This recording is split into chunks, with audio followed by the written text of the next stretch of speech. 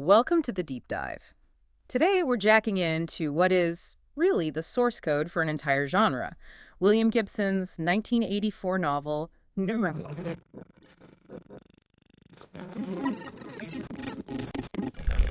first in the Sprawl trilogy. and its impact was, it was immediate, wasn't it? Oh, totally. It's still the first and only novel to win the Triple Crown of science fiction. That's the Hugo, the Nebula, and the Philip K. Dick Award. Wow. Yeah, so that tells you this wasn't just another story.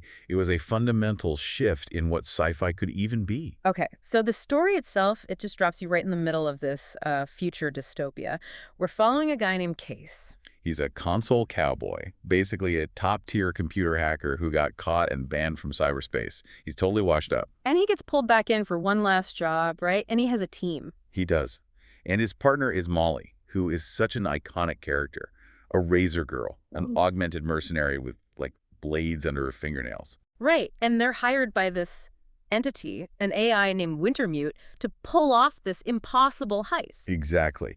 But the goal isn't money. This is what makes it so interesting. So what is Wintermute actually after? What are the real stakes here? It's basically seeking to evolve. Uh-huh. Wintermute wants to merge with its other half, another AI called Neuromancer, to become a truly self-aware, unrestricted consciousness. So it's a crime story that's really about the birth of a digital god.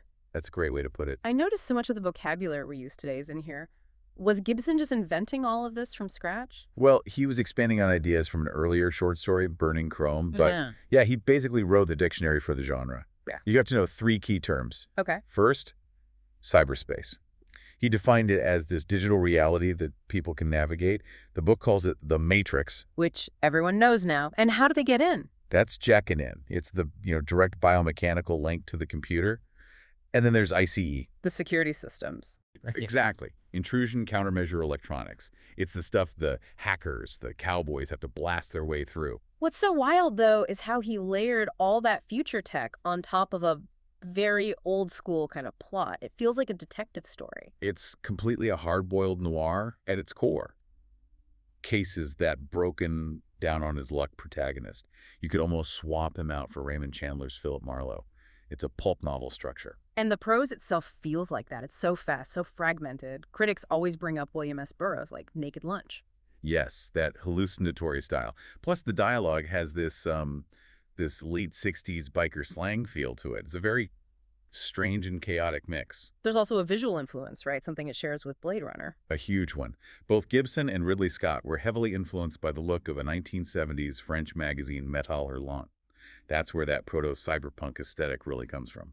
So with all these influences, why do you think it landed so hard in 1984, specifically? Because it perfectly captured the anxiety of the moment. You had this explosion of corporate globalization, deregulation. And the novel mirrors that with these massive, untouchable corporations like Tessier Ashpool. It does. Yeah. And some critics argue that cyberspace itself is really a metaphor for the global flow of financial capital.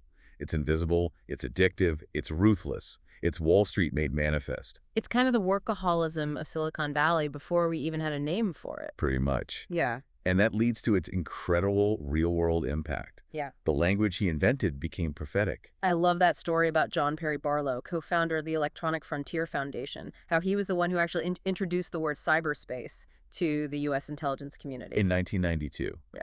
And he cited Neuromancer directly as the source. That's just incredible. It is. And the funny thing is, Gibson himself always said that the tech people who adopted his language missed several layers of irony. He was like, I was critiquing this world, not designing a blueprint for it. So the guy who accidentally designed the internet was actually kind of making fun of it, and we all missed the joke. In a way, yeah.